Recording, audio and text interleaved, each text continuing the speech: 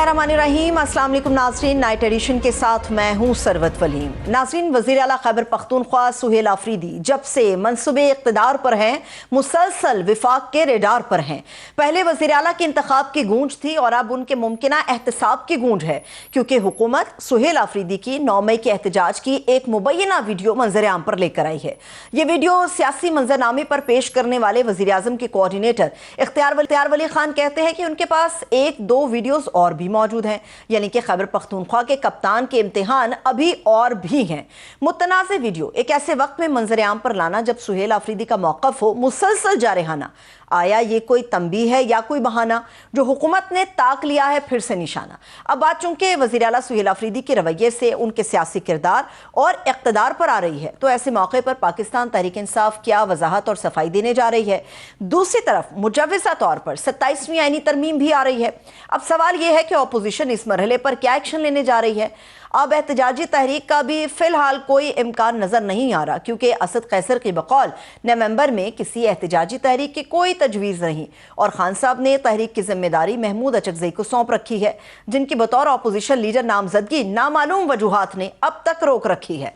एक तरफ खान से मुलाकात नहीं हो रही, दूसरी तरफ हवाओं का रुख वज़ीर आला खैबर पख्तूनख्वा को 9 मई की तरफ लेकर जा रहा है। इसी पर बात करने के लिए पाकिस्तान तहरीक के सीनियर रहनुमा है, मुआविन ख़ुसूसी बराए इत्तलात शफीउल्लाह जान साहब हमारे साथ मौजूद हैं।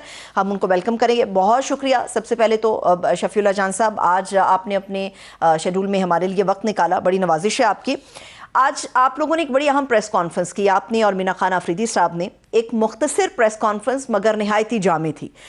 पाकिस्तान तहरीक इंसाफ के ऊपर जो सबसे बड़ा इल्ज़ाम लगता है वो उन मुश्किलात में है जिसके अंदर 9 मई भी शामिल है। कहा जाता था कि जी आपने खैबर पख्तूनख्वा में जो कुछ हुआ उसके ऊपर कोई कमीशन नहीं बनाया। आज आप लोगों ने बाज़ाब्ता तौर पे रेडियो पाकिस्तान के ऊपर जो हमला हुआ उस पर कमीशन बनाने का ऐलान किया है। मेरा सवाल ये है शफीउल्लाह जान साहब कि इसमें कितने अरकान शामिल होंगे, कब इन्वेस्टिगेशन स्टार्ट होंगी, कब तक रिपोर्ट बनेगी और क्या आप इस कमीशन की रिपोर्ट को पब्लिक भी करेंगे क्या? शुक्रिया। सबसे पहले आपका शुक्रिया। आज आपने प्रेस कॉन्फ्रेंस को फॉलो भी किया होगा और वो सोशल मीडिया पे और मीडिया पे भी आपने देखा होगा। कुछ कल जो है नौशहरा में एक बंद कमरे में पीटीवी जो नेशनल टेलीविजन है पाकिस्तान का, उस पे एक जाली कोऑर्डिनेटर, इसलिए मैं जाली कोऑर्डिनेटर उनको कह रहा हूँ कि वो प्राइम मिनिस्टर भी जाली इनका, और वो जाली प्राइम मिनिस्टर के जाली कोऑर्डिनेटर इख्तियार वली साहब ने जो इल्ज़ाम इस सूबे के वज़ीर आला पे लगाए, उसके मुतालिक आज हमने काफ़ी जामे प्रेस कॉन्फ्रेंस की।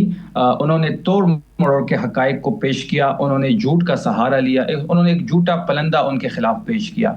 हमने प्रेस कॉन्फ्रेंस में भी ये बात की और मैं अभी भी ये कह रहा हूँ कि 9 मई को सुहेल आफरीदी साहब लाहौर में मौजूद ही नहीं थे। उनकी वीडियो डब करके पेश की गई, उनकी वीडियोस को AI के जरिए या कोई और जो भी उन्होंने इस्तेमाल की उसके जरिए उसको डब किया, और वो जो वर्डिंग थी जो उन्होंने कल दिखाया वो सब झूठ पर मबनी था। जहाँ तक आपने कमीशन की बात की, बिल्कुल आज हमने प्रेस कॉन्फ्रेंस में ये ऐलान किया कि रेडियो पाकिस्तान जो जलाया गया था उसकी हम कमीशन बनाएंगे। ये कैबिनेट जैसी पहली कैबिनेट का इजलास होगा तो उसमें ये चीज़ हम पेश करेंगे, उसके बाद इस पर कमीशन बनेगा, अरकान भी फाइनल होंगे। बिल्कुल हम इसकी रिपोर्ट भी पब्लिक करेंगे।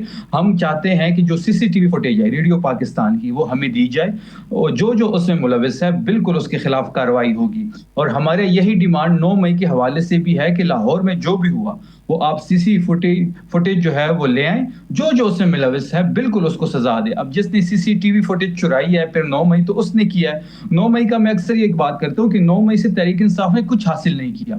9 मई तो एक बहाना था और निशाना तहरीक इंसाफ और इमरान खान थे। 9 मई के बाद हमारी पार्टी जो तितर बितर हुई, हमसे निशान छीना गया, हम पे पाबंदी लगाने की बातें हुई, ये सारी चीजें आपके जहन में होंगी। कायद हमारा जेल में चला गया, सेकेंडरीशिप हमारी जेल में चली गई, वर्कर हमारे तितर बितर हो गए, कुछ जेलों में है, कुछ मिलिट्री कोर्ट्स में है। तो 9 मई से हमने कुछ हासिल नहीं किया, ना हमने 9 मई किया है। हम तो अभी भी अपने स्टैंड पे कायम है कि जिसने भी किया वो CCTV फुटेज लिया, बिल्कुल उनको आप सजावार करार दें। ये आपने बड़ा खुशाइंद कदम उठाया है कि एटलीस्ट जो एहतसाब का पैमाना जिसके लिए बार बार आप एक लंबे अरसे से बात भी कर रहे हैं हैं उस एहतसाब को आपने अपने घर से खैबर पख्तूनख्वा से शुरू करने का फैसला किया है।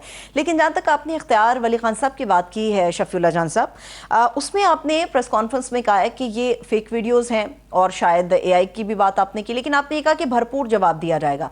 इख्तियार वली खान साहब को आप किस तरह से जवाब देंगे? उनके बयान पर बयान देंगे, कोर्ट लेकर उनको जाएंगे, उनके खिलाफ केस करेंगे, किस तरह से उनको जवाब देंगे आप?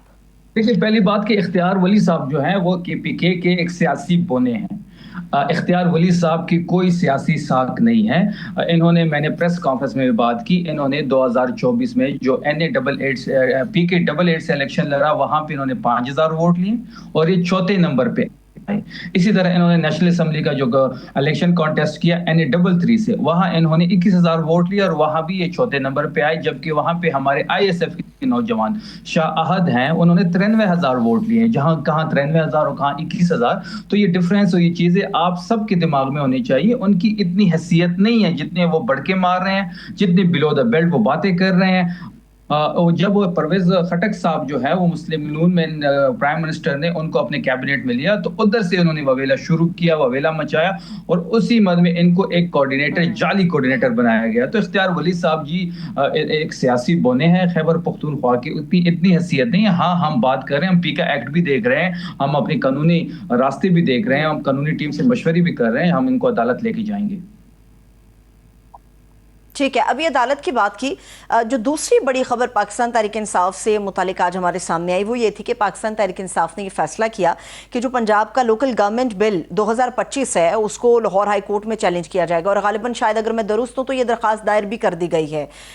ये मुझे बताइएगा कि आप लोग इरादा रखते हैं कि पंजाब के अंदर जो इंतखाब होने जा रहा है दिसंबर में, उसके अंदर PTI भी हमें मैदान में नजर आएगी? कुछ ऐसा सोचा जा रहा है?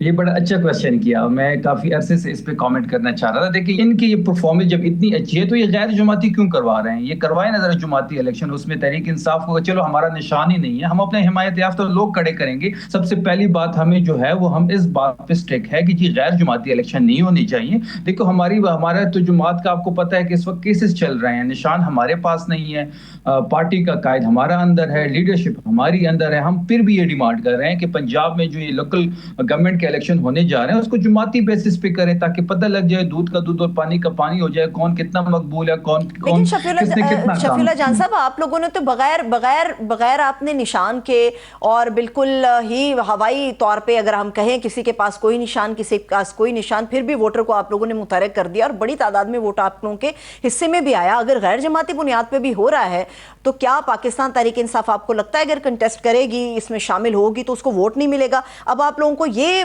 थोड़ा सा डाउट हो रहा है पंजाब को लेके कि जी जमाती बुनियादों पर ही होना चाहिए, गैर जमाती बुनियादों पर क्यों हो रहा है? नहीं, देखिए, ये वही केस जो है उसका रीप्ले होगा, 8 फरवरी का रीप्ले होगा। जो हमारे कैंडिडेट जीतेंगे, पहले तो इन्होंने हमारे कैंडिडेट्स के कागजात नामजदगी जो है वो इन्होंने एक्सेप्ट नहीं करने, फिर उसके बाद अगर किसी के एक्सेप्ट हो भी गए, अगर उसको कोई वोट पड़ गया तो उसको जबरदस्ती अपने पार्टी में शामिल करेंगे। इस तरह के केसेस 8 फरवरी के बाद आप पूरे पाकिस्तान ने देखे हैं, पंजाब में खासकर। तो हमें वही इशू है कि अगर आपने 8 फरवरी का इलेक्शन का रिप्ले ही कराना है तो फिर इससे अच्छा है कि आप लोकल गवर्नमेंट का इलेक्शन ही ना करें। उस पर अरबों खरबों रुपए आपने क्यों लगाने अवाम के टैक्स के पैसे का? हम चाहते हैं कि गैर जुमाती ना हो, उसमें तमाम जुमातें हिस्सा लें, तमाम जुमातें अपने अपने कैंडिडेट्स करें, ताकि दूध का दूध और पानी का पानी हो। उनका भी पता चल जाएगा, तहरीक इंसाफ का भी पता चल जाएगा। ठीक है, अभी एक और बड़ी अनाउंसमेंट थी जो कि सूबे के मामले को लेकर थी और यकीनी तौर पे ना सिर्फ खैबर पख्तूनख्वा बल्कि पूरे पाकिस्तान का कंसर्न इस मामले के ऊपर है कि सूबे में और इदारों के दरमियान या हमारी जो सिक्योरिटी फोर्सेस हैं उनके दरमियान किस तरह से तवाज़ुन होगा। अब आप लोगों ने फैसला किया है कि हम पश्तूनख्वा कौमी जिरगा बुलाएंगे और इसके अंदर तमाम जो सियासी जमातों के कायदीन हैं उनको भी मदऊ किया जाएगा।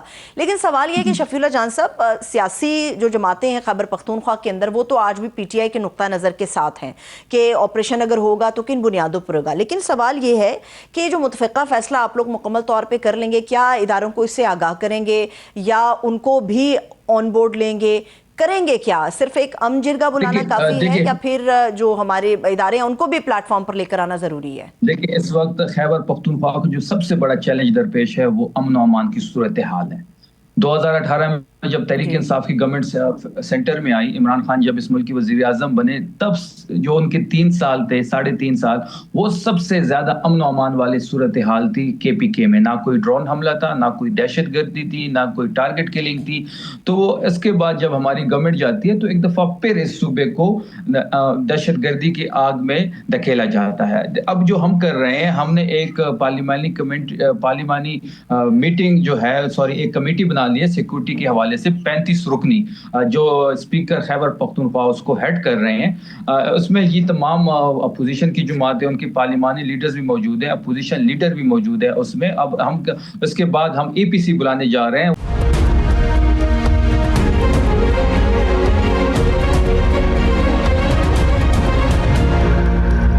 शफीउल्लाह जान साहब, वहाँ खैबर पख्तूनख्वा से जो आवाज़ हमारे सामने आती है, वहाँ पर ये कहा जाता है कि जी बातचीत के ज़रिए मसला हल किया जाए, लेकिन जो गवर्नमेंट की सतह पर हमारे सामने या जो फोर्सेस की तरफ से हमारे सामने मौक़िफ़ आता है, उसमें यही है कि दहशत गर्दों से बातचीत नहीं हो सकती।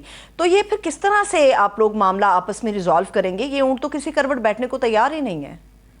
देखिए जी, अब इमरान खान 2007 में जब मिलिट्री ऑपरेशन हो रहा था कबायली इलाकों में, जब मुशर्रफ का टाइम था, उन्होंने जब फौज को बेचा कबाइल एरियाज में, तो तब इमरान खान साहब ने फ्लोर पे खड़े होकर कहा कि ये मिलिट्री ऑपरेशन किसी चीज का हल नहीं है। अभी भी हमारी वही स्टैंडिंग है। हम ये चाहते हैं कि जब आपने एक बात मुज़ाकरात पे खत्म करनी है, आपने खुद देखा होगा ये ऑपरेशन हो जाते हैं, आखिर में ये टेबल टॉक के लिए आ जाते हैं। तो जब आपने टेबल टॉक ही करनी है तो टेबल टॉक के लिए कोई TORs हम सेट करते हैं, टेबल टॉक करते हैं। वहाँ के जो हमारे कबायली अमैदीन है, जो एक जिरगा सिस्टम है, वो सबसे ज्यादा मौसर है। हम उनके साथ बैठ के एक TOR सेट करके उनसे बातचीत करेंगे और वही लोग जो है दहशतगर्दों को अपने एरिया से निकालेंगे। हमें इस बात का पूरा यकीन है। अगर ये जो हो रहा है आपके सामने है, जो हमले हो रहे हैं, जो कटलंग में हुआ, जो वादी तिरा में हुआ, ये आप सबके सामने है। वहां पे सिविलियन जो हमारे लोग हैं वो मारे जाते हैं, और जब हमारे सिविलियन लोग मारे जाते हैं तो इस दहशतगर्दी खत्म नहीं होगी, इससे दहशतगर्दी बढ़ेगी। तो ये जो डैमेज हो रहा है, इसे को खत्म करने के लिए हम ये एक सिक्योरिटी कमेटी, हमने पार्लियामेंट्री सिक्योरिटी कमेटी बना दी गई है बाबर सलीम स्वाति के ज़ेर सदर, जो स्पीकर खैबर पख्तूनख्वा है, और वही TOR सेट करके इन तमाम लोगों को, स्टेक होल्डर्स जितने भी हमारे हैं, चाहे वो फोर्सेज हैं, चाहे वो सूबे की सियासी क़यादत है, चाहे वो कबायली अमैदीन है, वहाँ का जिरगा सिस्टम है, हम सब मिल बैठ के TOR सेट करके इनसे बातचीत करें। लेकिन ऐसा मुमकिन नहीं है शफीउल्लाह जान साहब। 2 दिन पहले भी चित्राल के अंदर प्राइम मिनिस्टर शहबाज शरीफ साहब ने ऑफर किया और उन्होंने कहा कि जो सुहेल आफरीदी साहब से उन्होंने राब्ता भी किया था, तो अमनो अमान के लिए हम उनको वेलकम करते हैं, और वो मैं चाहता भी हूँ कि वो मेरी पेशकश को कबूल कर लें। तो आप लोग गवर्नमेंट के साथ बैठ के TORs क्यों नहीं तय कर लेते? हम किस गवर्नमेंट के साथ बैठे? जब प्राइम मिनिस्टर को वजीर आला साहब कहा, जी शहबाज शरीफ की जब कॉल आई, नौ मुंतखब वजीर आला सुहेल आफरीदी साहब को, उन मुबारक बात दी, तो सुहेल आफरीदी साहब ने उनसे डिमांड की कि मेरी मुलाकात करवाई जाए अडयाला में अपने कायद इमरान खान से। तो उन्होंने कहा कि जी मैं पूछ के बताता हूँ।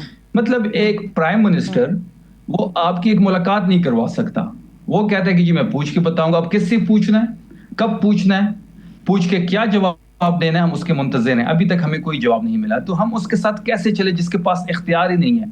तो हम उनसे बात करेंगे जिनके पास इख्तियार हो। ये गवर्नमेंट है फॉर्म 47 की, इनके पास कोई इख्तियार नहीं है, इख्तियार कहीं और है, तो हम उनसे बातचीत करेंगे। ठीक है। अब बातचीत करने की बात आई है तो पाकिस्तान तहरीक इंसाफ के कुछ पुराने साथी दोबारा से एक्टिव हुए हैं। फवाद चौध साहब हो गए, महमूद मौलवी साहब हो गए, इमरान इस्माइल साहब हो गए। वो चाहते हैं कि इमरान खान साहब के लिए रास्ता हमवार किया जाए। आप लोग उनको वेलकम करेंगे या फिर कोई बातचीत उनसे नहीं होगी? एजेंडा तो एक ही है, खान साहब का ही एजेंडा है। अगर मुझसे जाती आप ये पूछे तो मैं इस चीज के सख्त खिलाफ हूँ। वो लोग जो तहरीक इंसाफ को मुश्किल वक्त में छोड़ के गए, वो लोग जो एक प्रेस कॉन्फ्रेंस 2 दिन जेल काट के एक प्रेस कॉन्फ्रेंस वीडियो करके आराम से घर बैठ गए, उनकी अब कोई जगह नहीं है तहरीक इंसाफ में। तहरीक इंसाफ में उन लोगों की जगह है जो इस मुश्किल मरहले के कठिन सफर जो था वो तय करके यहाँ तक अभी भी तहरीक इंसाफ के नजरिए के साथ और इमरान खान की बयानी के साथ खड़े हैं। जो लोग इमरान खान की बयानी का वजन नहीं उठा सकते, उनकी तहरीक इंसाफ में कोई जगह नहीं है। इन्होंने अपनी कोशिश करनी है, बिल्कुल मुलाकात करें, हमें इसमें कोई इशू नहीं है, लेकिन इन लोगों की तहरीक इंसाफ में कोई जगह नहीं है। ठीक है, जगह नहीं है, लेकिन इमरान इस्माइल साहब कह रहे हैं मैंने अपनी सारी ज़िंदगी पाकिस्तान तहरीक इंसाफ को दी है, मैं इससे किनारा कशी नहीं इख्तियार कर सकता। इमरान इस्माइल से आप जरा ये भी पूछ लें कि जब आप गवर्नर सिंध बन गए, जब आप मजे का टाइम था, जब आपने अपने फायदे उठाने, तब आपने फायदा उठा लिया। जब 9 मई हुआ सबसे पहले ये भागे थे। तो ये सारे सवाल जो है वो तहरीक इंसाफ की जो वर्कर है वो बड़ा बाशऊर है, उनके जहनों में ये सवालात हैं।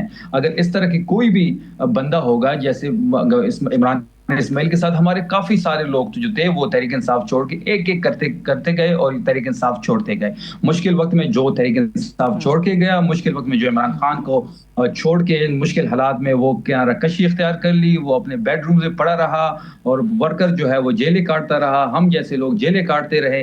हमारे इस सूबे का वजीर आला, इस सूबे के वज़रा, सबके सामने है कि जो 9 मई के बाद हमारे साथ हुआ वो कभी भी किसी पार्टी के साथ नहीं हुआ। पूरे पाकिस्तान की तारीख आप उठा के देख ले। जब इतना मुश्किल सफर जब हम करके आए हैं, तो अब दोबारा अगर हालात बेहतर हो रहे हैं तो इन लोगों की कोई जगह नहीं होगी। ये मुश्किल सफ़र के अंदर शफीउल्लाह जान साहब, आप जैसे तमाम नौजवान भी शामिल थे, दीगर क़यादत भी शामिल थी, लेकिन जो क़यादत इस मुश्किल वक्त में जेल काट रही है, असीरी के दिन काट रही है, मैं अडियाला की नहीं, मैं कोट लखपत की बात कर रही हूँ, तो वहाँ तक आप लोगों की रसाई क्यों नहीं हो पाती? उनकी दादरसी के लिए क्यों नहीं जाता कोई? देखिए, सलमान अकरम राजा साहब की आज भी मुलाकात हुई है शाह महमूद कुरैशी साहब से। जो हमारे कोट लखपत में लोग हैं वो हमारे हीरोज हैं, चाहे वो यस्मीन राशिद साहिबा हैं, चाहे वो उमर सरफराज चीमा साहब है, महमूद रशीद साहब है, एजाज चौधरी साहब है, या शाह महमूद कुरैशी साहब है, वो हमारे हीरोज हैं। वो हम जो इस वक्त वो जेल या असीरी जो काट रहे हैं वो तरीक इंसाफ के साथ खड़े हैं। वो बारहा कहते हैं कि मैं जहां था वहां हूं, मैं जहां खड़ा हूं मैं वहीं खड़ा हूं, जहां पड़ा हूं वहीं खड़ा हूं। जो शाह महमूद कुरैशी के बड़े अच्छे अल्फाज हैं, हम उनकी ये जो कुर्बानी है उसको बिल्कुल हम एक, वो हमारे हीरोज हैं, उनकी कुर्बानी को बिल्कुल हम एक बेहतरीन अंदाज में देख रहे हैं। और मतलब यस्मीन राशिदा साहिबा जिसकी उम्र भी आप देख लें, कैंसर की पेशेंट भी है, उसके बावजूद वो जेल में है। और इमरान इस्माइल जैसे लोग जो एक दिन का जेल काट के और प्रेस कॉन्फ्रेंस करके भाग गए हैं, वो दोबारा तहरीक इंसाफ के लिए पर तोड़ रहे हैं। तो इनमें अब डिफरेंस बड़ा होगा। यस्मीन राशिद की अलग जगह है और इमरान इस्माइल की कोई जगह नहीं होगी। ठीक है, 2 मिनट हैं गालिबन मेरे पास और 2 बड़े अहम सवाल आते हैं। पहला सवाल आपके सामने, अली मोहम्मद खान साहब पाकिस्तान तहरीक इंसाफ के पुराने रहनुमा हैं, पुराने लीडर हैं, वो ये चाहते हैं कि इमरान खान साहब से, मैंने कहा भी था और ये अब भी समझता हूँ कि उन्हें बातचीत से बाहर निकल आना चाहिए ताकि उनका भी वक्त ज़ाया ना हो और कौम का भी। आप इत्तेफाक करते हैं कि कोई ना कोई मामला सेटल डाउन हो जाना चाहिए, बातचीत होनी चाहिए और निकल आना चाहिए? देखिए जी, अब बातचीत के लिए माहौल चाहिए ना। माहौल बेहतर होगा तो बातचीत होगी। अब इस माहौल में कैसे बातचीत होगी कि आप हमारे पंजाब में आप देख लें, अनडिक्लेयर मार्शल लॉ है, वहां पे ना आप तहरीक इंसाफ का झंडा उठा सकते हैं, ना पोस्टर लगा सकते हैं, ना 4 लोग किसी चौक चौराहे पे जमा हो सकते हैं।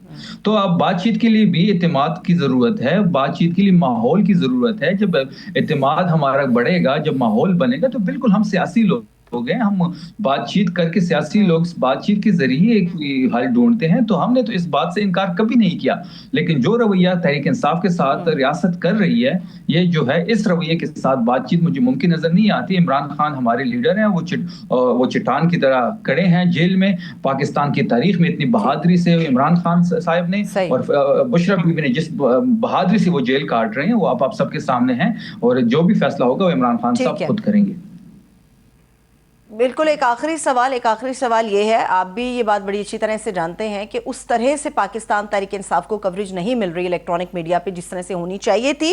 अब आप लोगों की सारी कवरेज जो है वो सोशल प्लेटफॉर्म्स के ऊपर है। क्या आप लोग भी इरादा रखते हैं, खासतौर पे आप ऐसा कोई इरादा रखते हैं कि पंजाब की तर्ज पे जिस तरह से उन्होंने अपना एक ऑफिशियल यूट्यूब चैनल बना लिया है जिसपे अज़मा बुखारी साहिबा जो आके व्लॉग करती हैं, तो आप भी माशाल्लाह से मुआविन खुसूसी बराए इत्तलात हैं, आप भी कोई यूट्यूब चैनल अपना बनाएंगे जिसपे तमाम मामलात को की सूरत में लाया करेंगे? तहरीक इंसाफ की जो तहरीक है, जो हकीकी आज़ादी की हमारी तहरीक है, जो हकीकी तब्दीली की हम बात करते हैं, देखिए 9 मई के बाद अगर हम जिंदा रहें तो हमें सोशल मीडिया ने जिंदा रखा।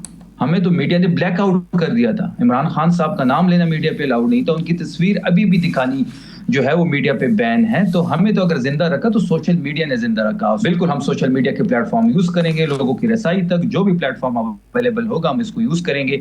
अब जो भी यूट्यूब हुआ, फेसबुक हुआ, ट्विटर हुआ, जो भी हुआ, हम हर एक प्लेटफॉर्म यूज करेंगे जिससे हमारा पैगाम लोगों तक पहुंचे। बहुत बहुत शुक्रिया जान साहब, मुआविन खुसूसी बराए इत्तलात खैबर पख्तूनख्वा हमारे साथ मौजूद है। आपके वक्त के लिए शुक्रिया। एक छोटा सा ब्रेक लेते हैं, आप लोग हमारे साथ रहिएगा।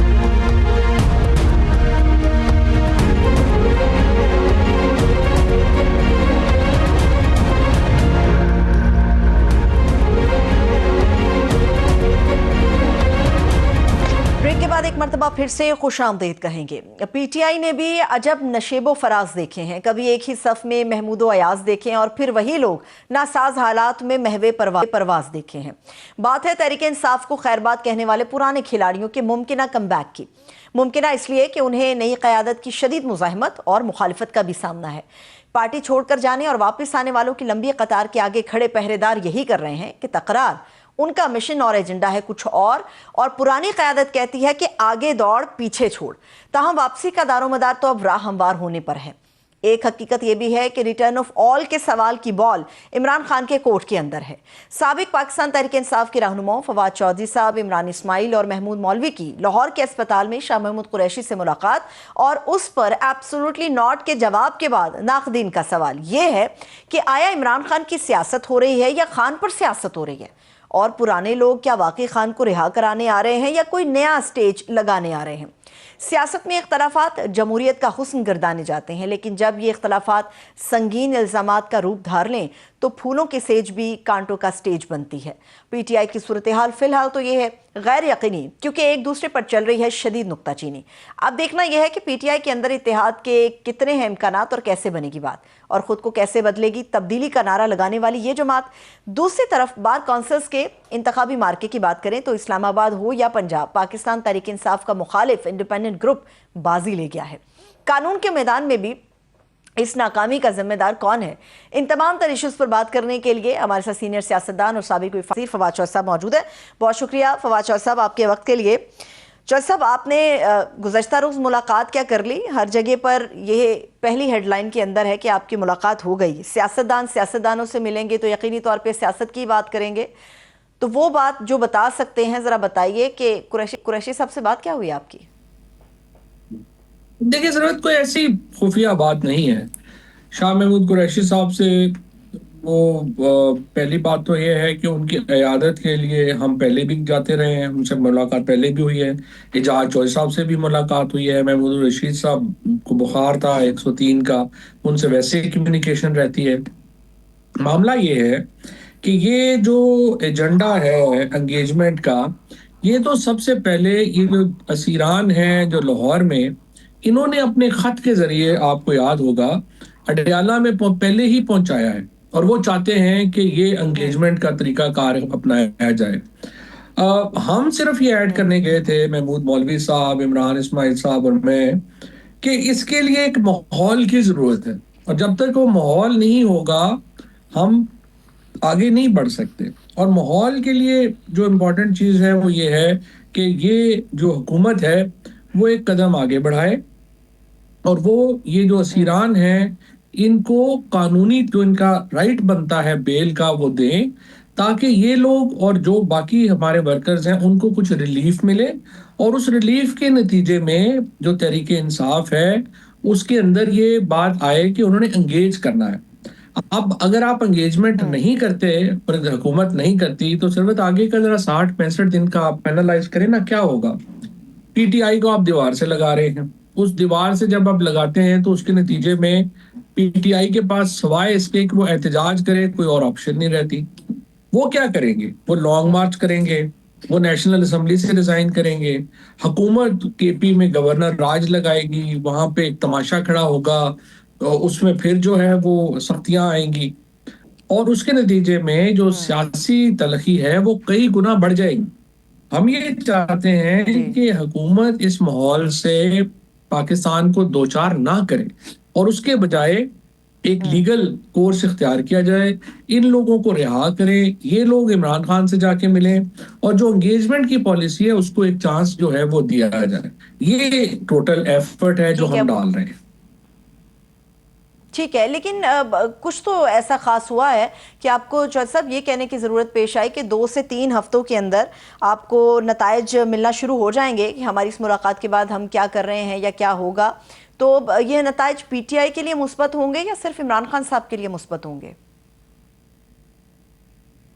पता नहीं ना, देखो पीटीआई तो देखो एग्जिस्ट नहीं करती। पीटीआई का तो जो नीचे वर्कर है उसको तो रिलीफ मिलना ही है, लेकिन ऐसा अगर पार्टी की आप बात करें तो काडर सारा चूंकि खत्म कर दिया गया, पहले काडर है नहीं, तो अब तो ये इमरान खान है और लोग हैं, बाकी तो कोई है नहीं मामला। तो इसके एक अनसर्टिनिटी है, वो नीचे लाने की जरूरत है, और वो नीचे आएगी जब इमरान खान के साथ हुकूमत की बातचीत होगी। लेकिन वो बातचीत हो नहीं सकती जब तक उसका एक माहौल ना हो, और माहौल के लिए हुकूमत को एक कदम उठाना पड़ेगा कि वो इनको रिलीफ दे, और पीटीआई को एक कदम पीछे हटना पड़ेगा तो कि वो हुकूमत की इस चीज को अकोमोडेट कर सके। ठीक है, लेकिन पीटीआई का तो इस वक्त चौधरी साहब रवैया बड़ा एग्रेसिव नजर आ रहा है। लेकिन मेरा सवाल ये है चौधरी साहब, आपने जब जब कोशिश की, माजी में भी हमने देखा, कुछ अर्सा पहले देखा और कल की मुलाकात के बाद भी हमने देखा कि आप जब जब कोशिश करते हैं, आप चाहे तनहा कोशिश कर रहे हैं या दीगर साथियों के साथ मिलकर कर रहे हैं, तो पाकिस्तान तहरीक इंसाफ की जो मौजूदा लीडरशिप में जो सामने फ्रंट के ऊपर खड़े चेहरे हैं वो आपके खिलाफ बड़ी जुबान चलाते हैं, बहुत बयानात आते हैं। अभी शेख वकास अकरम साहब ने तो ये कहा कि जी आप तो अपना चूरन बेच रहे हैं, खुद को जिंदा रखने की कोशिश कर रहे हैं, इसके अलावा तो कुछ नहीं, पीटीआई में वापसी की गुंजाइश नहीं है आपकी। और अभी से कुछ देर पहले मेरी गुफ्तगू भी हुई शफीउल्लाह जान साहब से, जो कि मुआविन खुसूसी बराए इत्तलात खैबर पख्तूनख्वा हैं। वो भी ये कह रहे हैं कि अगर पुराने लोग आने की कोशिश भी करेंगे तो हम पूरी कुव्वत के साथ उनका रास्ता रोकेंगे। शफीउल्लाह जान वगैरह तो देखिए ना इररिलेवेंट है ना, वो फैसले तो इमरान खान करेंगे। मेरा ख्याल है कि उनको अपना कद इतना तो नहीं समझना चाहिए कि पीटीआई के फैसले वो करेंगे, वो तो इमरान खान जाने, उनका काम जाने। पीटीआई जो 2018 में है, वो पीटीआई तो हम लोगों ने बनाई है, और ये पीटीआई इमरान खान के साथ जो सब लोग शामिल थे, पीटीआई तो 1997 से चल रही थी ना, तो पीटीआई अगर इख्तिदार में आई है तो उसमें हम लोगों की वजह से आई है। जो कुर्बानियां भी दी हैं वो पीटीआई की 9 मई से पहले की लीडरशिप ने दी है। अब जो सारी लीडरशिप पीटीआई की बनी हुई है, इनका तो देखें ना, ना एक दिन ये जेल गए, ना इन पे कोई बाहर जाने पे पाबंदी है, ना इनके बिजनेसेस को कोई इशू हुआ है। ये सारी तकलीफें, सारे दुख तो पीटीआई के पुराने लोगों ने झेले हैं ना। ये तो वो लोग जो है वो देखेंगे, और इमरान खान आएंगे, वो देख लेंगे कि क्या उन्होंने क्या करना है, कैसे नहीं करना। फिलहाल तो ये मामला है ही नहीं। फिलहाल तो सिर्फ मामला इतना है ठीक है कि इस वक्त माहौल कैसे बेहतर किया जाए। और जो आपने कहा कि 2-3 हफ्ते, देखें 2-3 हफ्ते इसलिए इंपॉर्टेंट है कि अगर इन 2-3 हफ्तों में एंगेजमेंट नहीं होती और आप जो रास्ता है वो बिल्कुल एक तलखियों की तरफ चला जाता है, तो फिर तो पाकिस्तान में वैसे ही टेंशन बढ़नी है, फिर तो वैसे ही मामला जो है खराब होने हैं। फिर तो किसी के हाथ में नहीं होगी ना बात, फिर तो देखेंगे क्या होगा। हमारी कोशिश है कि इस तरह बात ना जाए, तलखियां नीचे आए, एंगेजमेंट हो। और एंगेजमेंट का फार्मूला हमने आपको बता दिया। आप लाहौर के जो सीनियर लीडर्स हैं उनको छोड़े, उनके साथ इमरान खान की मीटिंग होने दें, वो इमरान खान के साथ बात करेंगे, फिर हुकूमत के साथ बात करेंगे। That's how we can proceed further. ठीक है, लेकिन एक बड़ी ही अचंभे की बात है फवाद चौधरी साहब, वो ये कि आप भी कह रहे हैं कि तलखियां कम करनी चाहिए, हुकूमत की तरफ से भी हम देखते हैं, अभी 2 दिन पहले भी शहबाज शरीफ साहब ने दोबारा से पेशकश की है सुहेल आफरीदी साहब को। सुहेल आफरीदी साहब हों या दीगर क़यादत के लोग हैं, उनसे जब बात होती है तो वो भी ये कहते हैं कि हम भी ये चाहते हैं कि तलखियां कम हों, मिलकर आगे बढ़ा जाए। तो कौन है जो मामले को जो हवा देता है और तलखियों को जो है वो ख़त्म करने का मौका ही फराहम नहीं होने देता? कौन है ये लोग? पीटीआई में है, हुकूमत में है, कौन है? नहीं, पीटीआई में भी है। मैं जब खान साहब से मिला था जेल में, तो मैंने उन्हें ये कहा कि देखें सर, आपकी जो कैद है उसने 30-40 मिलियन डॉलर की इकोनॉमी खड़ी कर दी है। अब वो जो इकोनॉमी है उसमें यूट्यूबर्स हैं, उसमें लोग हैं, उसमें आपके नाम के ऊपर फंडिंग हो रही है, उसमें वकीलों की फीसें आ रही हैं। तो ठीक है, हुकूमत ने तो आपको कैद में रखा हुआ है, लेकिन ये इतना पैसा इन्वॉल्व हो गया है आपकी कैद के बाद कि इससे आपको अपने भी बहुत सारे नहीं चाहते कि आप बाहर निकलें। तो ये एक प्रॉब्लम पीटीआई के साथ भी है कि जो एक अग्रेसिव लोग आपको नजर आते हैं ना, देखो ना, लोग हैं जो बाहर बैठे हुए हैं, जो अपनी कॉफी शॉफी पी रहे होते हैं, वो सोचते हैं कि आज हमने किसको गालियां निकालनी है। वो कभी फौज के खिलाफ तहरीक शुरू कर देंगे, कभी मेरे खिलाफ, कभी फलाने के खिलाफ, कभी फलाने के खिलाफ। उसके बाद उठ के दफ्तर चले जाएंगे, दफ्तर में काम शाम करेंगे, वापस आएंगे, शाम को फिर वो सोचेंगे कि आप किसको गालियां निकालनी है, फिर गालियां निकाली, बात की और फिर चले गए। उनकी तो जिंदगियों में कोई प्रॉब्लम नहीं है। प्रॉब्लम तो पाकिस्तानियों की जिंदगी में है, जहां 50-60 हजार रुपये महीना कमाने वाले से लेके 2.5 लाख, 2.25-3 लाख रुपए महीना कमाने वाले की कमर टूट गई है। जहां पे इकोनॉमी जो है वो $1 बाहर से इन्वेस्टमेंट जो है वो यहाँ पे नहीं आ रही है, जिसकी वजह से पाकिस्तान के लोग परेशान हैं, हम परेशान हैं, आप परेशान हैं, बाहर बैठे लोगों का तो ये इशू नहीं है। सो लिहाजा हमने अपने आप को, अपने मामले को खुद देखना है, और इसका बेहतरीन हल यही है कि हुकूमत एक कदम आगे बढ़ाए, एक ऑलिव ब्रांच दे, खुसूसन जो लाहौर के असीरान हैं उनको, और उसका फायदा ये होगा, टेम्परेचर नीचे आएगा। इमरान खान और बुशरा बीबी को अगर आप पहले मरहले में जेल में ही एक क्लास में शिफ्ट कर देते हैं, इससे फर्क पड़ जाएगा, और इससे चीजें जो है वो बेहतरी की तरफ जाएंगी। बहुत शुक्रिया, thanks so much. Fawad Chaudhry साहब हमारे साथ मौजूद थे। एक छोटा सा ब्रेक लेते हैं, आप लोग हमारे साथ रहिएगा।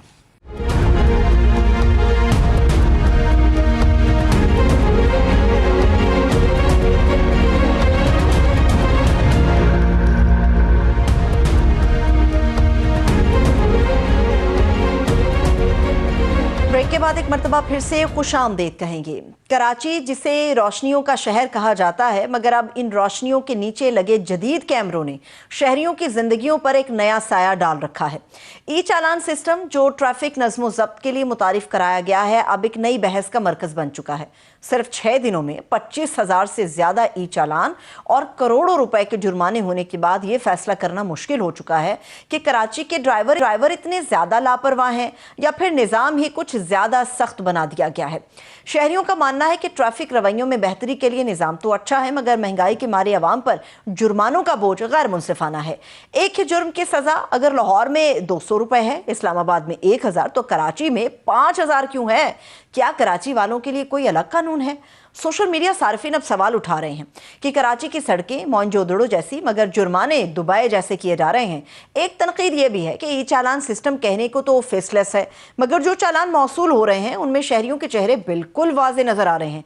यानी कि प्रोजेक्ट सेफ सिटी का है, मगर सिटीजन्स बिल्कुल सेफ नहीं है। प्राइवेसी खदशात को लेकर सवाल उठ रहे हैं कि कानून की अमलदराई और शहरी आज़ादी के दरमियान लकीर क्यों नहीं खींची गई।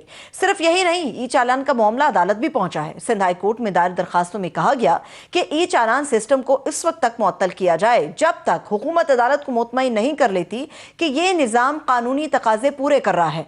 कानूनी माहिरीन के मुताबिक जैसे लाहौर में पंजाब सेफ सिटी अथॉरिटी की दायराकार पर अदालत ने सवाल उठाया था, बिल्कुल वैसे ही कराची का ई चालान सिस्टम भी कानूनी चैलेंजेस का सामना कर सकता है। सिंध हुकूमत कहती है कि शहरी परेशान ना हो, पहला चालान बिल्कुल माफ है, जो कानून नहीं तोड़ेगा उसे चालान नहीं मिलेगा। मगर शहरी सवाल करते हैं कि क्या कानून सिर्फ सजा के लिए है या सहूलत देने के लिए भी है? क्या शहर की टूटी सड़कें, नाकिस इशारे और कमजोर ट्रैफिक प्लानिंग की जिम्मेदारी भी किसी पर आयद होगी या नहीं होगी? बहुत शुक्रिया पीर मोहम्मद शाह साहब आइन करने के लिए। शाह साहब, इस वक्त जो चीज़ें चल रही हैं उसमें ये तो हमें पता चल गया कि कोई भी इसके अंदर बासर या कमज़ोर के दरमियान कोई तफरीक नहीं है, क्योंकि 29 अक्टूबर को आप भी खैर से एक चालान करवा चुके हैं। मुझे अब ये बताइएगा कि अवाम का ये इल्ज़ाम है कि ये सहूलत नहीं है, सिर्फ रेवेन्यू जनरेट करने का एक तरीका है। अब आप इस इल्ज़ाम को किस तरह से धोएंगे? एक्चुअली देखें, इसके ना आप स्पिरिट को समझें। जो लॉस ऑफ लाइफ होती है या लॉस ऑफ टाइम या लॉस ऑफ यानी कि आपकी इंजरी, तो उसकी मोनेटाइजेशन तो कोई भी नहीं हो सकती। जब भी कोई ट्रैफिक का कोई निज़ाम आता है तो उसके पीछे होमवर्क होता है। कराची एक पोर्ट सिटी है, यहाँ 800 से ज़्यादा जाने जाती हैं हर साल, वो भी ट्रैफिक के हादसात के अंदर। तो ये स्टार्ट सिर्फ और सिर्फ इसी वजह से हुआ था कि हमने इन सारी चीज़ों को रेन इन करना था, और जो कि मैन्युअली पॉसिबल नहीं था। अब ये सिस्टम आ गया है, अब इसमें फाइन्स हैं, वो गवर्नमेंट की तरफ से आपके सामने हैं। और फाइन से होता क्या है? फाइन्स से डेटरेंस क्रिएट होती है, लोगों को पता चलता है कि अब उनको कैमरे भी देख रहे हैं। एक तो किसी किस्म की सवाबदीद नहीं है, फिर उनको ये सहूलत है कि 50% ऑफ है अगर वो समझते हैं कि उन्होंने कोई वायलेशन की है और 14 दिन के अंदर वो पे करते हैं। तो हमारा जो टिकट है से कि 5000 रुपीज का है मोटर बाइक के लिए, तो इट विल बिकम 2500 रुपीज, जो कि लाहौर में 2000 रुपये है हेलमेट ना पहनने का। तो इतना ज्यादा फर्क नहीं है, लेकिन मकसद ये नहीं है कि हमने कोई कंपेयर करके प्राइसेस को या फाइन्स को हमने जस्टिफाई करना है। हमने जस्टिफाई ये करना है कि कराची में हर रोज एक मोटरसाइकिल सवार की जान जाती है, और उसने टिकट से बचने के लिए करना क्या है? सिर्फ हेलमेट ही तो पहनना है और स्पीड कम करनी है। ये दो चीजें कर लें तो टिकट भी नहीं होगा और उसकी जान भी बचेगी। तो देखें लॉजिकली अगर हम मैं कतई चीजों कलामी की को माफी चाहूंगी देखें, शाह साहब, लेकिन ये जो बात आप कर रहे हैं ना कि अवाम की जान के लिए है, तो अवाम का तो सबसे बड़ा एहतजाज इस वक्त कराची के अंदर जो डंपर माफिया है, टैंकर माफिया है, उनके खिलाफ है कि ये लोग रेजिडेंशियल एरियाज में आ जाते हैं, वहां पर आते हैं जहां पर अवाम की एक बड़ी ये तादाद होती है, इनको बाहर के रास्तों से अंदर की तरफ आना चाहिए, तो इनके खिलाफ आप लोग क्यों नहीं कोई कदम उठाते? नहीं देखिए, ये तो बिल्कुल अक्रॉस द बोर्ड है, सबके लिए है। इसमें जो ट्रैकर्स लगे हैं, जितनी भी बड़ी गाड़ियां हैं, मतलब वो कहीं की भी हों, पंजाब की हों, केपी की हों, बलूचिस्तान की हों या सिंध की रजिस्टर्ड हों, उन सबको डेली बेसिस के ऊपर ट्रैकर की वजह से ओवर स्पीडिंग करने पर, 30 किलोमीटर से ज्यादा चलने पर टिकट्स इश्यू हो रहे हैं। और उनके टिकट्स हमने ज्यादा इसलिए ही रखे हैं ताकि उनकी डेटेंस लेवल उस हद तक हम ले जाएं, वो that is minimum 20,000 rupees for any dumper, truck, trailer, tanker और बस।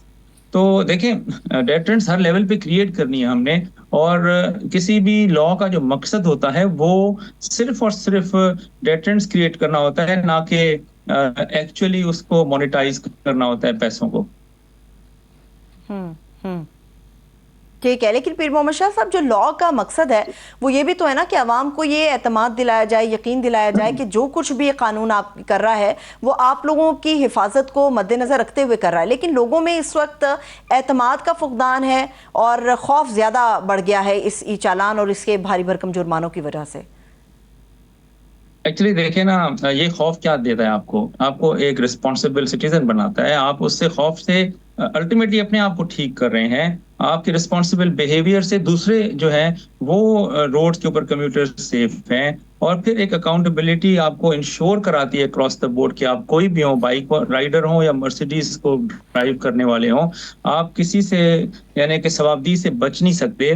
तो बेसिकली अगर ऐसा खौफ है जिससे आपके अंदर रिस्पॉन्सिबिलिटी क्रिएट हो रही है, आप एक अच्छे शहरी बन रहे हैं, अपनी जान की हिफाजत कर रहे हैं, तो मेरे ख्याल में तो इस तरह का खौफ होना चाहिए। ठीक है, ठीक है, लेकिन इन भारी भरकम जुर्मानों से जो चीज़ें तफसीलात आ रही हैं, तकरीबन आज 6ठा दिन है गालिबन, और इतने से दिनों के अंदर करोड़ों रुपए का एक जो रेवेन्यू है वो जनरेट हो गया है। सवाल ये है पीर मोहम्मद शाह साहब कि ये जो जुर्माने से हासिल रकम है इसको खर्च कहाँ पर किया जाएगा, ये भी कुछ तय हुआ? This is actually the main question कि जो भी यहाँ से रेवेन्यूज जनरेट होंगे कि उसका मसरफ क्या होगा। एक तो मैं आपको बता दूं, लोगों की ये मिसकंसेप्शन है कि कोई head of account traffic police का है या वहां पर पैसे जमा हो रहे हैं। ये गवर्नमेंट के पैसे हैं, गवर्नमेंट के खजाने में जमा होते हैं, और अल्टीमेटली जो हमने रिकमेंड किया है ट्रैफिक की तरफ से, कमिश्नर कराची और मेयर कराची की तरफ से, कि ये जो रेवेन्यूज हैं इनमें से 15% ट्रैफिक पुलिस को दिए जाएं, ताकि जो ऑफिसर्स रोड के ऊपर धुएं, गर्मी, गर्द, सर्द हवाओं में खड़े होते हैं तो उनकी मोटिवेशन और उनकी फलाह बहबूद के ऊपर, बाकी के जो पैसे हैं उनको रोड इंफ्रास्ट्रक्चर, ट्रैफिक इंजीनियरिंग और रोड फर्नीचर, जिसमें सिग्नल्स, रोड मार्किंग्स और बोर्ड्स और आगाही मुहिम, उन सब के अंदर खर्च कर दिया जाए। तो this is a recommendation from mayor Karachi, commissioner and DIG, और इंशाल्लाह ताला जब इस पर अमल होगा तो लोग खुद जो है इस चीज पे।